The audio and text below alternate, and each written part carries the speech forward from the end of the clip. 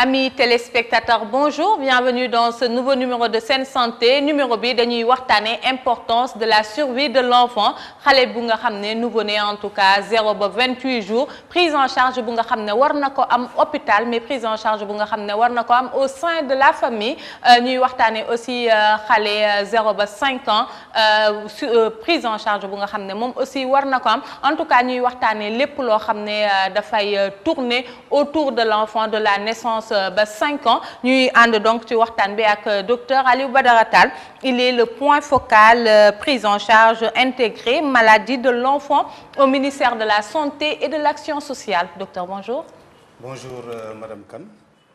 maa ngi leen di jaajëfee yéen ñëpp. ci tey occasion bii ngeen ñu permettre pour ñu waxtaan ci lu jëm ci survie de l'enfant. Voilà docteur li ñuy njëkk a laajte mooy importance de la survie de l'enfant. waaw importance bi boo xoolee bu may replacer contexte bi maanaam dañuy dellu ci ginnaaw rek xam nga en 2000 dañu waxoon tous les pays les grands dirigeants de ce monde ak yeneen dëkk yëpp dañu dajaloo ñu définir ce qu'on appelle les objectifs du millénaire pour le développement. D'accord. te boo ko xoolee ci biir objectif du millénaire pour le développement notamment quatrième objectif bi c'était de réduire de 2/3 la mortalité des enfants ñu am 0 ba 5 ans entre 2000 donc entre 1990 ba 2015 mais ba ñu ñëwee 2015 évalué nañ ko mais xool nañu ko dëkk yu bare objectif yooyu ñu fixé woon atteindre uñ ko Sénégal nag ci la bokkoon. Bien que Sénégal def nañu ay jéego yu mag parce que boo ko xoolee entre rek lu may wax rek ba 2005 ba 2015 ñu ngi jógee ci 121 décès pour 1000 naissances vivantes c'est-à-dire boo ko xoolee ci junni enfant yu juddu téeméeri ak ñaar fukk ak benn duñ ci atteindre âge u 5 ans kooku c'était en 2005 mais ak jéego yu ñuy def bi ñu ñëwee 2015 ñu évaluer gis nañu ko ci junni enfant yu juddu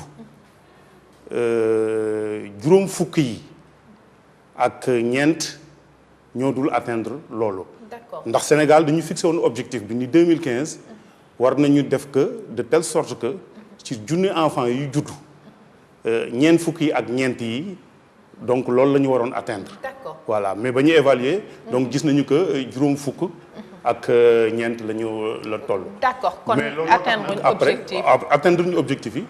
léegi nag ci la ñuy redéfiniraat li ñuy wax les objectifs du développement durable maanaam en 2030 lépp loo xam ne ci décès yu jublu ci xale yi 0 ba 5 ans maanaam li ñuy wax décès évitable war nañ ko éliminer. D'accord. donc Sénégal actuellement ci objectif yooyu donc lu souscrire moo tax mooy intérêt vraiment lu ñuy wax survie de l'enfant survie de l'enfant maanaam mooy donc bépp intervention boo xam ne dañ koy def jubali ko ci xale yi pour que ñu mën a lu ñu koy waxee bokk am alimentation boo xam ne saine variée et durable ak ba pare ñu mën a jëriñoo lu ñuy wax soins yoo xam ni dafa méngoog jamono. D'accord. te loolu lépp nag c'est pour que lu ñuy wax ci décès évitable loolu lépp ñu dund ko ci dëkk bi. D'accord docteur bu ma la déggee ngay wax xale yi nga xam ne dañuy am 0 ba 5 ans am na décès yoo xam ne mën nañ ko éviter. Voilà. Donc en général décès évitable yi lan mooy nekk à l'origine en tout cas lan moo leen di dal ba ñuy mujj ci décès boobu. c'est que xam nga bu ñu ko xoolee aussi toutes les causes de décès chez les enfants de 0 à 5 ans identifié nañ ko. D'accord. maanaam mooy les affections néonatales telles que asphyxie ak infection. D'accord. te boo xoolee asphyxie maanaam mooy xale yu juddu ba pare am problème pour noyyi. D'accord. loolu mën nañ ko éviter. parce que y a des prestataires renforcés nañ leen ba pare aussi tamit am na équipement yoo xam ni buñ ko jëriñoo rek loolu. mën na tax ba nga xam ne xale bi ko infection yi aussi tamit même chose la. moom mooy sécuriser accouchement bi. pour que xale bi aussi tamit bu juddoo doo am yenn infection yi. xool nañu aussi tamit que loolu pour le nouveau-né la mais pour les enfants xool nañu ko si aussi tamit lu leen di gën a gàllankoor moom mooy jaare. d'accord maanaam jaare aussi tamit xam nañu tamit nan lañ koy xeexee. d'accord parce que jaare bi souvent c'est multifactoriel. voilà c'est multifactoriel et puis jaare bi même bu excès. am nañu ay matukaay yoo xam ne mun nañ ko jox xale bi ba nga xam ne xale bi jaare bi du ko yóbbu. d'accord parce que du fait de sa constitution physiologique. moo tax jaare bi en fait bu attaqué xale bi rek mun na ko indil ay gàllankoor yu bare. d'accord à côté tamit jaare bi am na lu ñuy wax tamit pneumonie. d'accord mooy les infections respiratoires aiguës. yooyu tamit xam nañu toujours prestataire bi xam na nan lay def ba nga xam ne xale bi boo amee pneumonie du ko mën a faat wala mu sonal ko. tout à fait parce que les méthodes de dina ñëwaat traitement sont là. sax ci prise en charge feebar yu nga xam ne dafay dal xale. mais dañuy remarquer xale bu juddoo en tout cas dafa nekk loo xam ne changement d'environnement lay nekk. jógee na ci utérine bi génn na ci utérinu yaay bi. ban comportement la ñu war a am xale boobu noonu xam ne am na 0 ba 28 jours ñu koy wax le nouveau-né. voilà merci Adja Bintou. parce que loolu def naa laaj bu am solo la ñu war ko mën a tey tontu yu leer pour que mairie maman yi tamit xam bu baax. c'est important ak aussi yenn prestataires yi tamit xam bu baax lan la ñu war a def. parce que xale bi bu génnoo ci biiru yaayam dafa changer environnement. tout à fait te changement d'environnement boobu dafay indi parce que physiologie am la waaw. parce que dafay jóge ci benn milieu ñëw ci beneen milieu bu bees. te milieu bu bees boobu dafay indi ay changements. au niveau respiratoire au niveau cardiovasculaire également même les échanges thermiques parce que bu mu nekkee ci biir yaayam il était bien protégé mais mu ngi génn léegi maintenant ci benn environnement bu bees boo xam ne en fait mu ngi koy door a découvrir. xanaa loolooy justifier xale yi nga xam ne dañ leen di sàng bu ñu judduwee. voilà léegi nag bu juddoo buñ ko recevoir am na aussi lu ñu war a seet ba pare ndax xale bi mu ngi nooyi. d'accord maanaam loolu lu ñu koy xamee xale bi bu juddoo normalement war na yuuxu. donc bu fekkee par exemple yuuxu na nooyi na. ñu xool par exemple mu am recoloration normale donc loolu lépp mooy maanaam xale bi actuellement donc mu ngi ci daal mu ngi ci benn processus boo xam ni baax na normal. donc bu boobaa nag moom la ñuy wax lu ñuy wax les soins immédiats du nouveau-né moom lañ ko war a jox. d'accord voilà d'accord et soins immédiats yooyu du nouveau-né bu ngeen ci gisee benn gàllankoor est-ce que xale bi supporté na soin boobu noonu ci ni muy doog a judduwee noonu. non bu ñu ci gisee gàllankoor. dafa war a am ay soins spécifiques. mais soins immédiats yi sax mën naa la ko limal mooy maanaam xale bu juddoo. lu ñu ko war a njëkk a defal moom mooy protéger ko sur le plan thermique. pour que mu bañ a sedd moo tax ñu ko boo léegi sax wax nga ko dañ ko war a muur. donc avec du linge sec. ñu muur ko bu baax a baax. éviter voilà éviter aussi tamit donc lu xam ni tooy na nga xam ni dafay sedd. d'accord xale bi warul kii. léegi nag bu loolu weesoo. war nañ ko jox tamit les soins du cordon bi war nañ ko jox ay soins ci maanaam ay anam yu set. d'accord d'accord bu loolu weesoo tamit léegi nag lu ñuy wax mise au sein précoce. dañ ko war a defal xale bi. parce que mise au sein précoce boobu. donc normalement dans l'heure qui suit l'accouchement xale bi war na nàmp war nañ ko jox yaayam mu nàmp. te gis nañu ko loolu muy nàmp maanaam ñuy wax colostrum. mooy meew bu bees bi nga xam ne dafa xaw a jaune. lu baax la ci xale bi. tout à fait parce que da koy protéger. xale bi mi ngi door a ñëw.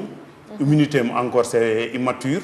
donc il faut que donc loolu muy meew boobu muy ñëw jox wax colostrum bu ko jëlee dina ko protéger contre beaucoup de maladies parce que boo ko xoolee. mooy même le premier vaccin. tout à fait léegi après cela aussi tamit war nañ ko defal vitamine K. injection vitamine K1.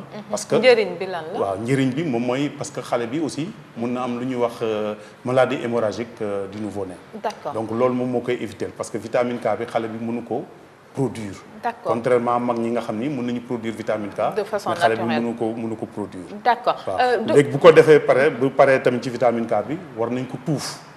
pour éviter mooy am tamit conjonctivite loolu daal essentiellement. d'accord loolu nag moom mooy soins kii. yi nga xam ne war nañ ko am à la naissance.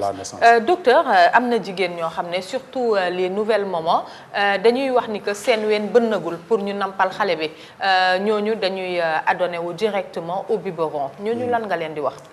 ak bënn bi aussi est-ce que normal c'est systématique dañ ko war a am.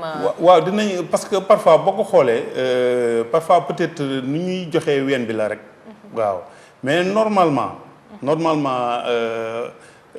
accouchement bu buy am parce que loolu lépp en fait processus la boo xam ne depuis ba yaay ji ëmbee xale bi processus boobu mu ngi en cours pour préparer ko à l'allaitement futur te sage-femme yi defe naa ni ñoom quand même elles sont très qualifiées tout à fait pour expliquer yaay ji naka la war a jox ween bi xale bi pour que moo am montée laiteuse ba génn tout à fait tout à fait mais lu ñuy ñaan daal mooy que ñu éviter di jox biberon nouveau-né d'accord parce que biberon ak tout ce que cela comporte mun na indil ay gàllankoor yu bare.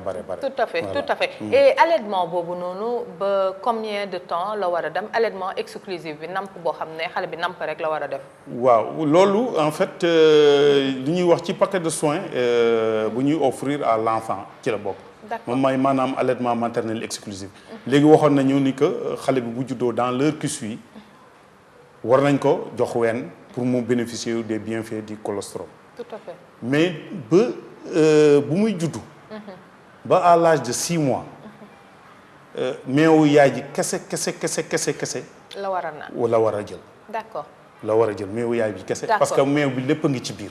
meew bi am na ndox sax buñ ko jox parce que meew bi am na ndox bëggoon ñëw d'ailleurs si ndox boobu docteur parce que xam nga dañu nekk si dëkk boo xam ne dafa tàng am na benn période de l'année il fait excessivement chaud donc da ngay gis parents yu bëri dañuy yërëm seen doom yi buñ leen gisee ñuy ñaq et tout ñu ne meew bi kese duñ ko jox da ngay gis ñu bëri dañuy jël jox seen doom yi ci biberon defal leen si ndox est-ce que loolu am na gàllankoor ci xale bi dina am gàllankoor ci xale bi waaw parce que boo ko xoolee sax léegi les jeunes mamans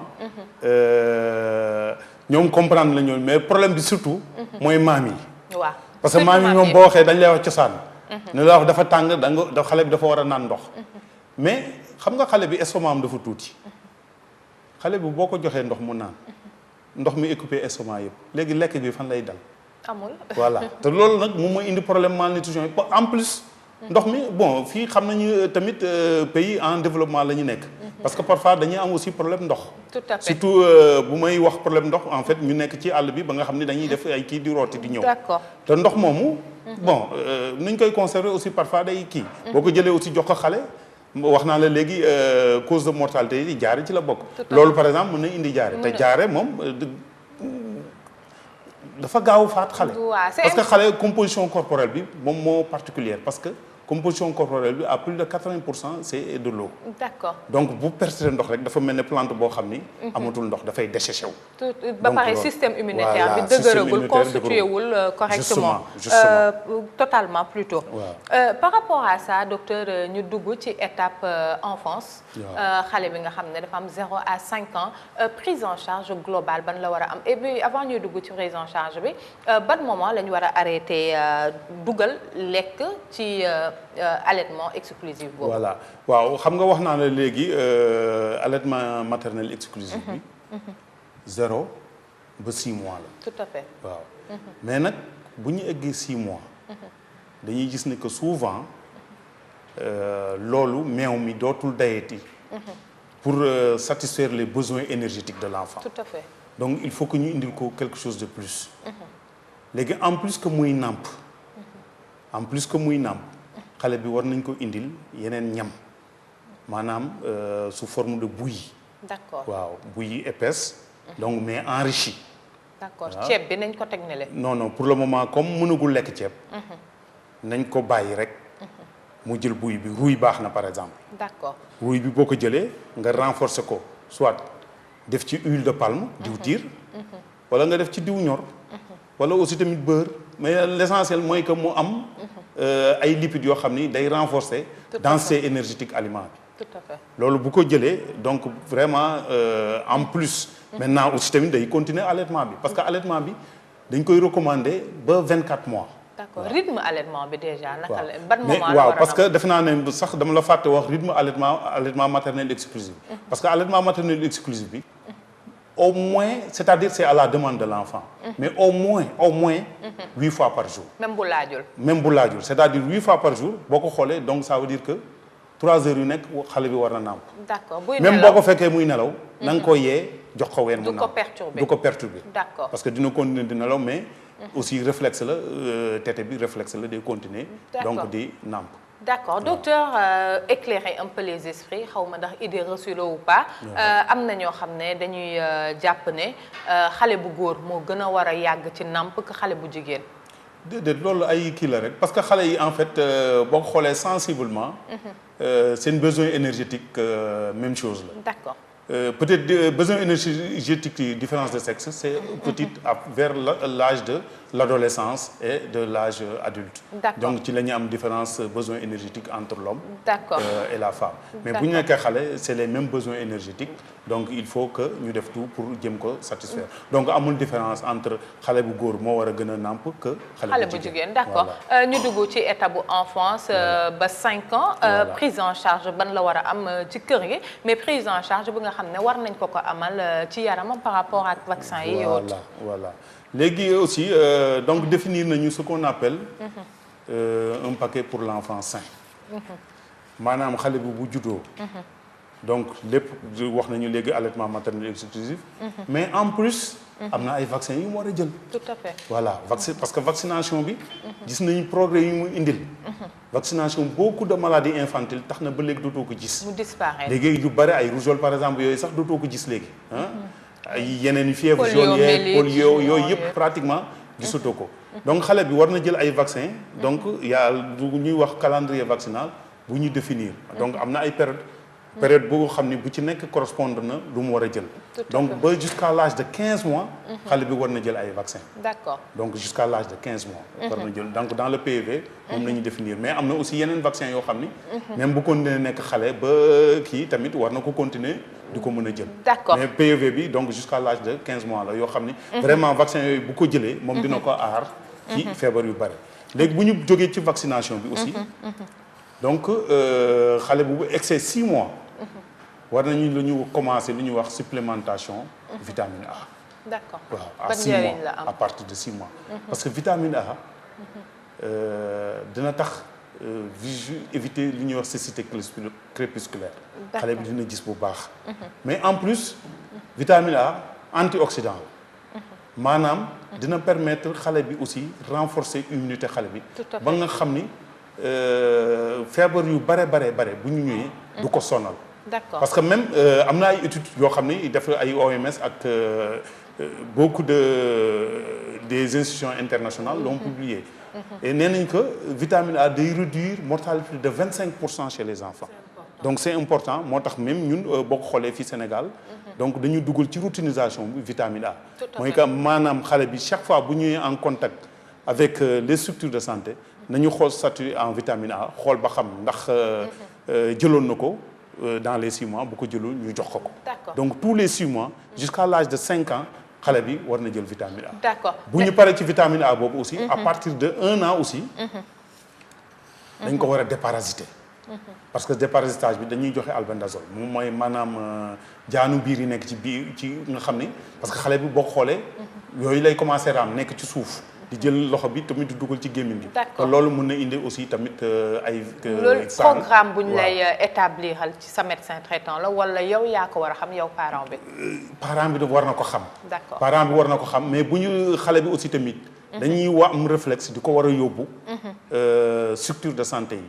parce que même bu feebarul bu demee ci structure de santé yi ñoom bu ñu xoolee loolu dañ ko koy defal gratuitement muy vitamine A bi. muy déparasitage parce que déparasitage bi à partir de 1 an la bu xale bi amee at.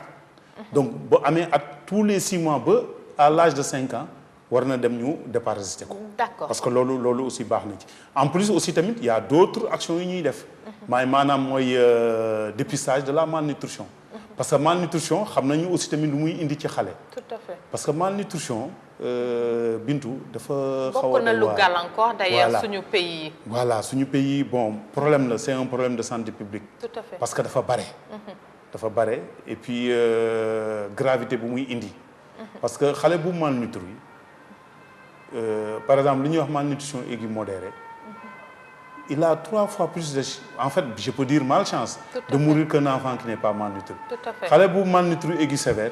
il a 9 fois plus de malchance de mourir. C'est vrai. que l'enfant qui n'est pas malnutri xam nga boo xoolee donc loolu dafa kii. alors te que c'est évitable en fait. c'est évitable parce que bu dalee xale bi. malnutrition bi bu dalee xale bi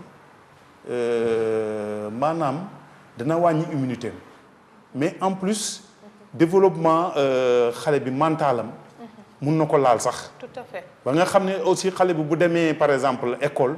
du mun a suivre. parce que phase boo xam ne la surtout nag bu dalee xale yoo xam ne avant 2 ans la parce que avant 2 ans foofu la maturation cerveau bi di gën a accentuer ci lay ay connexion yu bare di am ci cerveau bi. donc bu ko attaqué âge boobu donc mun na tax ba nga xam ne xale bi. mun na am day atteindre fonction cognitive yi sax voilà day atteindre fonction cognitive yi ba nga xam ne léegi bu demee école parfois dina am problème. tout à fait donc loolu donc problème de développement la. parce que bu fekkee ñun suñu doom yi actuellement. dañu malnutri mais xoolal par exemple ñooñu c'est l'avenir de demain. parce que ñooy defar Sénégalu ëllëg. tout à fait donc bu fekkee loolu daf leen attaqué donc problème de développement moo nar a posé. et puis docteur malnutrition mu nekk souvent à l'origine origine bi en tout cas dafay nekk ñàkk. Pauvreté mun na nekk à l'origine mais am na si ñoo xam ne dañu mënut a composer seen doom lekk bu baax. voilà recommandation internationale yi importance bu nga xam ne jox nañ ko fruit jox ko légumes. naka lañ leen ko mun a defalee ay compote mélange bi mu nekk mélange boo xam ne ànd na aussi parce que am na ñu ñuy def mélange yoo xam ne àndul ba mun a indil xale bi ay diarrhée. ak indigestion. voilà loolu lu am solo la parce que cause malnutrition yi identifié nañ ko. tout à fait. parce que parfois boo ko xoolee y a ñaari cause directe la. mooy maanaam feebar bi. ak lekk gu doyul gi. tout à fait. léegi yow léegi en fait lekk gu doyul gi nga gën a évoqué. lekk gu moom mooy maanaam une ration inappropriée. voilà.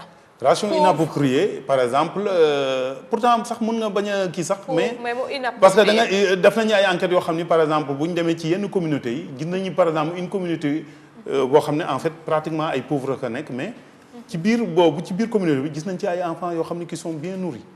parce que tout simplement xëy na peut-être seen yaay yi xam nañu lu ñuy doxal ak ñoom. par exemple il y a des actions essentielles. en nutrition yoo xam ne yaay yi maîtriser nañ ko. actuellement aussi tamit hygiène. c'est important waaw parce que xale bi aussi tamit bu fekkee boo koy jël di ko dundal. di ko jox muy lekk nga set. yooyu gis nañu ko aussi c'est important. c'est très important. aliments yi aussi tamit yu ngi koy jox aussi tamit c'est important. parce que waxoon nañu ni par exemple xale bi bu amee ba 6 mois il faut que ñu jox ko beneen dugal yeneen lekk. loolu aussi tamit il faut que ñu xam ko parce que bu ñu ko xamul dañuy continuer di ko jox ween bi di ko jox meew mu kese di ko privé te loolu doyatu ko. c'est important léegi maintenant alimentation de complémentaire bi foofu la amee son importance. tout à fait parce que y a 4 grands groupes d'aliments yoo xam ni généralement au minimum il faut que ñu ko ci retrouver ci alimentation de complément bi. en plus du lait maternel donc am na aussi des aliments yoo xam ni par exemple il faut que nga indi protéine. il faut que nga indi lipide. il faut nga indi glucide. il faut que également nga am ay micronutriments. voilà ay micronutriments il faut que mu am. parce que famille d'aliments yi ñu respecté ko. retrouver ko ci recette. voilà justement te maintenant nos aliments locaux aussi sont très riches. tout à fait il faut que ñu xam rek nan lañ koy cuire. parce que aliments locaux yi am nañ ci ay ferñeent yoo xam ni dina permettre aussi xale bi di mën a màgg normalement. léegi maa ngi doon wax aussi tamit ci paquet de soins yi ñuy jox. parce que bokk na ci dépistage malnutrition dañ koy def léegi. donc xale bi waxoon nañu ni que chaque mois ba jusqu'à l'âge de 2 ans chaque mois war nañu yóbbu ñu peese ko. buñ ko peesee prestataire bi moom dina xam en fonction maintenant poids xale bi ndax méngool na ak atam. d'accord voilà ci ay courbe bu ñuy def léegi bu méngool ak atam aussi dina wax yaay ji conseil yu mu koy jox pour que mu mën a rattraper wu. donc surveillance boobu ñuy def chaque mois dina permettre vraiment xale yu bare ñu génne leen ci. donc di leen surveiller pour aar leen ci malnutrition. voilà et puis surveillance bi importance bi mooy boo surveiller sa doom yóbbu ko à l'hôpital en tout cas ki koy suivre dina la jox conseil ba nga xam nu ngay gérer sa doom. le dernier point bu ñuy évoquer docteur. mooy parents yu nga xam ne dañu war a am seetlu ci seen doom par rapport au trouble du développement du spectre. dañuy gis sax lu ci mel ni autisme bi. am na ñoo xam ne xamuñ lan mooy autisme xamuñ xale bu juddu ban comportement la war a am ba dañuy bàyyi xale bi màgg seen biir alors que xale bi am na benn trouble bu nekk ci moom ñooñu lan ngeen leen di wax ñu jëfale ko. waaw xam nga boo ko xoolee sax même ci ministère de la santé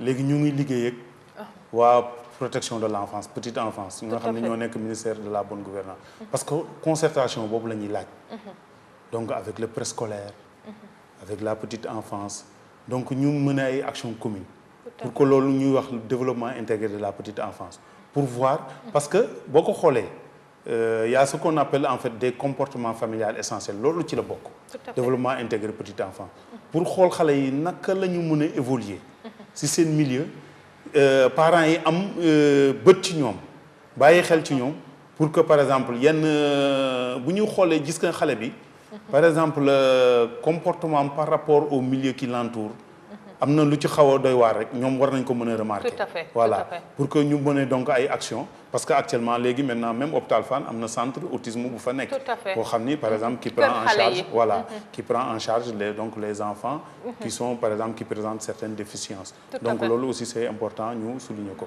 D'accord docteur fooy jeexalee waxtaan bi jeexul dinañ am yeneen occasion yu ñu ñëwaatee sur la santé de l'enfant ak prise en charge globale bi nga xam ne war nañ leen ko. waaw lu may bëgg jox comme message rek mooy que parents yi nañu nga xam ni que xale buñ ko yóbbu ci structure de santé c'est pas parce que dafa feebar rek tout à fait mais am na lu ñuy wax paquet boo xam ne c'est destiné à l'enfance pour ñu bénéficier ko pour que l'enfant puisse vraiment grandir en harmonie harmonieusement donc mu am màgg boo xam ni maanaam am nañu yaakaar ci moom mu màgg normalement moom mooy lu ñuy wax paquet de l'enfance mu am organisme bu dëgër voilà bu dëgër c'est-à-dire conseil ba pare en plus il y a des services qui sont offerts parce que vaccination bi xale bi war na ñàkku xale bi aussi tamit war nañ ko yóbbu ñu koy pëse te loolu lépp lu koy gën a dëgëral sax mooy que actuellement dañu élaborer même benn carnet de santé